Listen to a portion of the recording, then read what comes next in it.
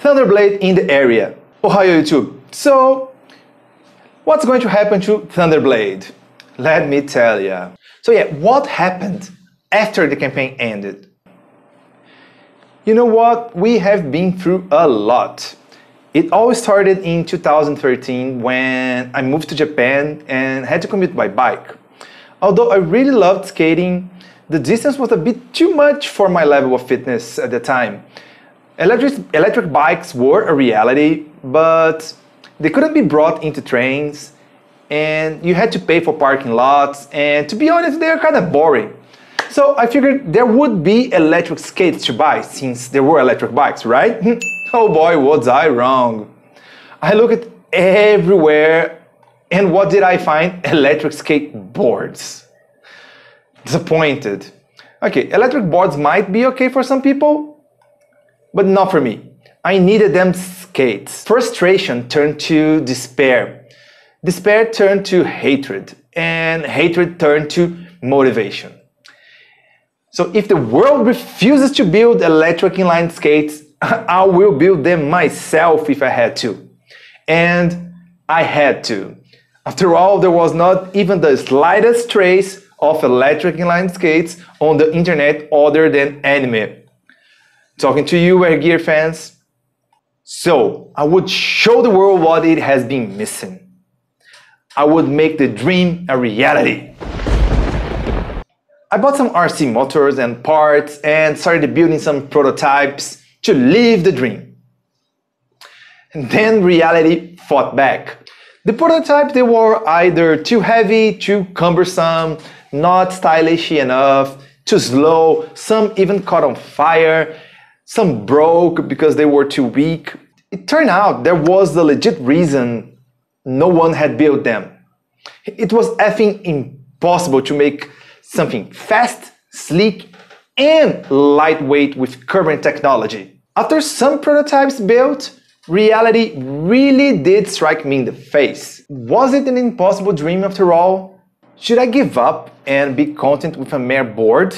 No, hell no. I refuse to be caught in public riding a skateboard. So after a few months struggling, I came up with a very clever drive system. This drive system would be smaller, lighter, and pretty much would allow Thundrblade to be what it should be. So, nerd alert on, right? There were drawbacks to the system, okay? But it would solve the lack of torque by maximizing the gear ratio. Using belts, I could only get to 1:2 ratio, and with this system, I could more than double that, making it to 1:5 gear ratio, making it possible to use higher RPM motors and lighter and more compact. Just a side note, hub motors use a 1:1 ratio, which means they need to be heavier and bigger to get the skate to push a whole person. Also, there were no commercially available hub motors small and strong enough at the time anyway. So where was I? Oh yeah, the drive system. Remember, we're talking 2015, right? 7 years in the past. The whole drive system problem solved, I needed to sort out the motor size, battery cells, controller, and mainly how to fit everything inside a skate frame, right? By sacrificing a little bit of range and using 125mm wheels, I could fit the batteries, controllers, and motors inside a skate frame, making it super sleek and lightweight.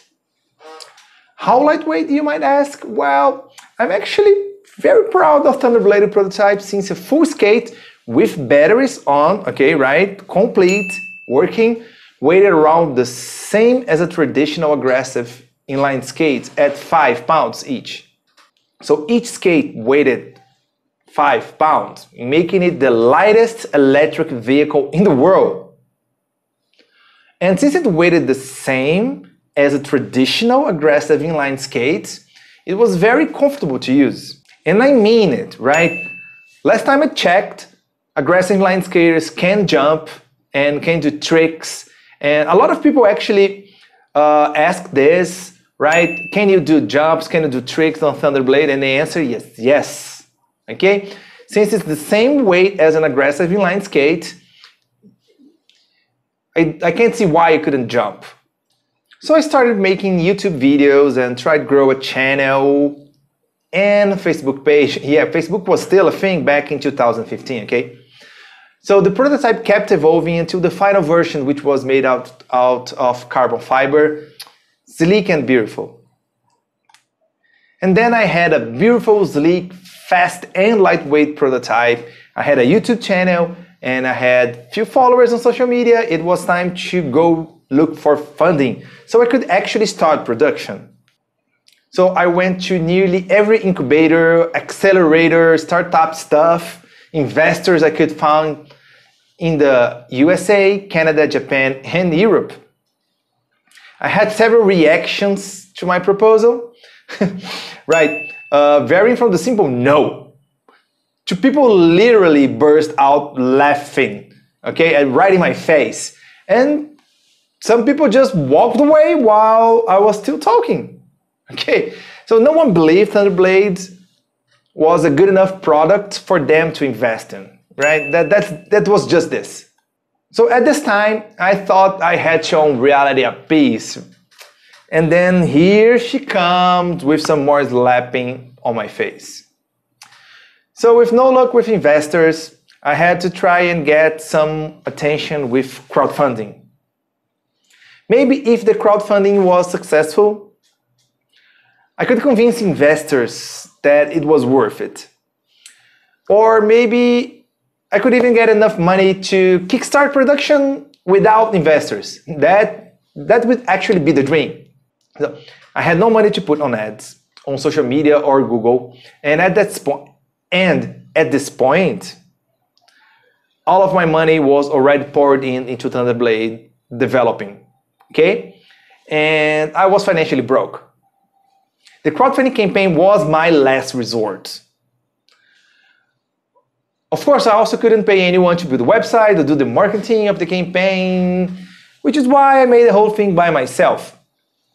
I had to learn a lot of stuff to make this happen. A few people here and there helped me verify it and write this stuff, but it was mainly me, and it was a lot of trouble. It was a lot of work. So yeah, I knew I was going to have a rough time with this campaign, but I had to try it anyway. I had to try it, right? My hope was that at least 100 people would support it, which actually didn't sound like a lot of people. The problem was reaching those people without making ads, without paying for ads, right? So everything was in place, the campaign was done, the email newsletter, the video, it was time to launch the campaign back in June 2018. 4 years of work put into this project, all of my money and some more, so it all came down to this moment. Okay, so the day of the launch was spectacular, right? Around 20 pairs were pledged, and if you consider I had $0 ads budget, it was very impressive, okay?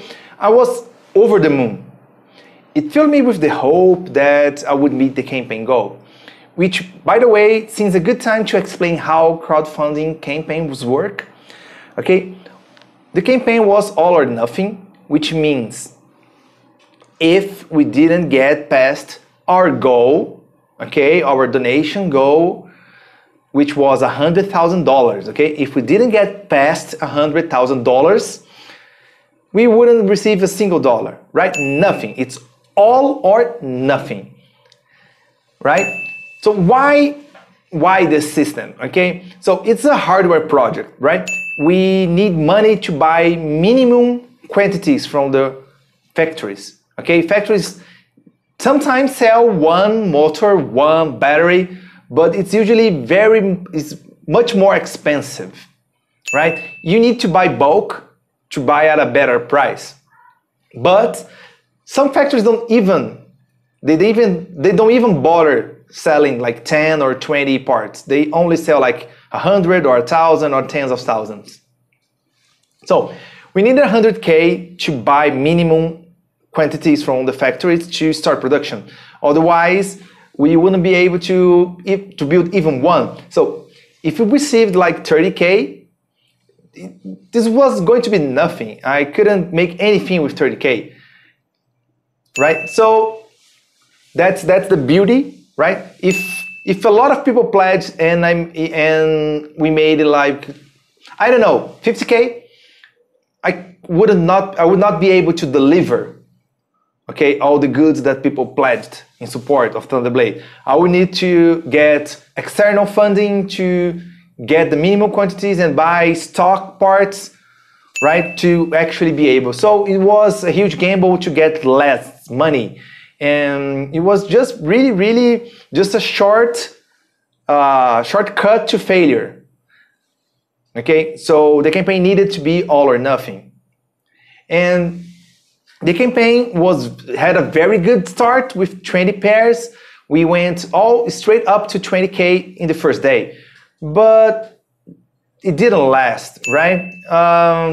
It went up to $28,000 and just stagnated there until it was over, right? I tried everything I could. I made videos. I tried to reach my family and my friends and my family friends to try to make them pledge or at least share with other people. I even had Thiago Line Skater and Ricardo Lino, right? They both made videos about Thundrblade at the time, right? The campaign was already going and they made videos about it, but it was not enough, right? The campaign ended with 28K. So since it was all or nothing, I received nothing.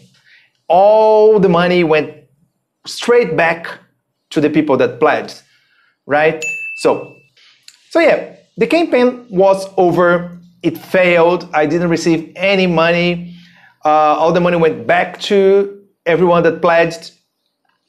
So yeah, what happened after the campaign ended?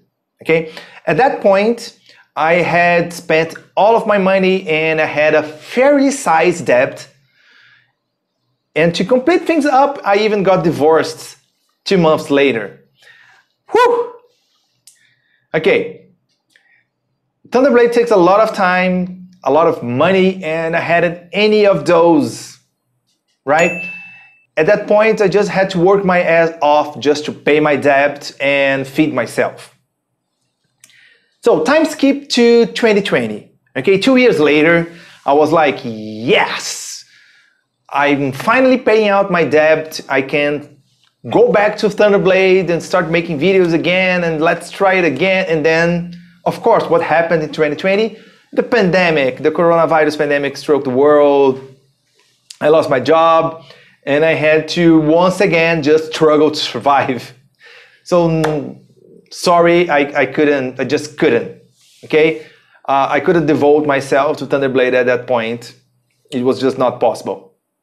2020 was really hard for most people. I managed to survive, which leads us to now, 2022. Okay. Technology went a long way since 2015, and the technology for small electric vehicles improved quite a bit, actually, yeah. So Thundrblade can now be made simpler and more affordable than before. Yeah, it is finally time. Thundrblade is back. And let's storm the streets.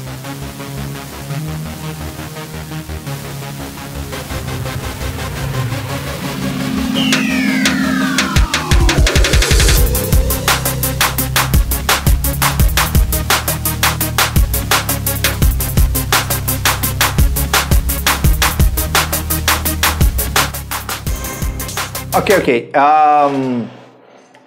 So the video was over, but I think I should properly thank everyone that was involved in the crowdfunding campaign, especially everyone that pledged something, donated anything. So I'm going to read here the list of the people that helped, that pledged, right? I'm very, very thankful for all of you, right? Sander, Austin, Eric, Alexandre, Dominique, Simon, okay? Eduardo, Loris, Chad, Victor, Alexander, Estash, sorry, I'm definitely saying your name wrong. Jaka, Rakib, Thiago, right? It's probably the Thiago line skater. Okay, yeah, that's him. Alvin, Logan, Ernest, Benjamin, Nabal, Zephania, Nicholas, Ashton, Twen, sorry, I can't speak your name.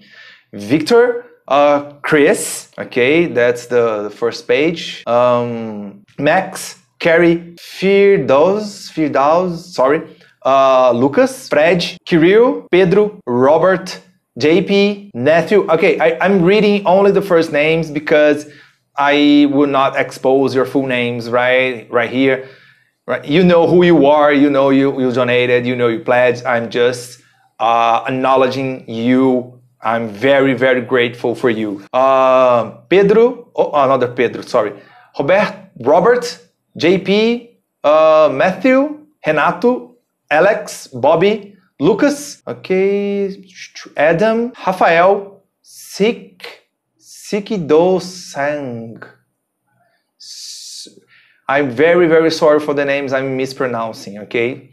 Miron, Lúcia, Kelva, Fernanda, Caroline, João, Chai, Heiser, Henry, okay, just a few more people. If you are still here, thank you very much. Xavier, Buffalo fan, okay. Antonio, Valéria, another Pedro, Kyle, Yogesh Kumar. Okay, Patel, there's a Patel over there, okay. Someone named Hai, Matthew, Kenneth, Zeev, okay, that name again. Okay, Anthony, Yummy, Calvin, Ben, Zen, Peter, another Robert, Lionel, Zach, Lone, Olivier. Okay, these are all the people that contributed, pledged anything, right? Some people pledged pairs, some people pledged t-shirts, some people just donated money. Okay, these are all the people that helped me with their money. Okay, they believed together we could make Thunderblade a reality. Okay, I will need all the support I can get again. We will go together, this time together, and we will make this a reality, okay? If you want to see me talking about the next prototype and how we are going to be able to make this a reality, check the next video, right? Thank you.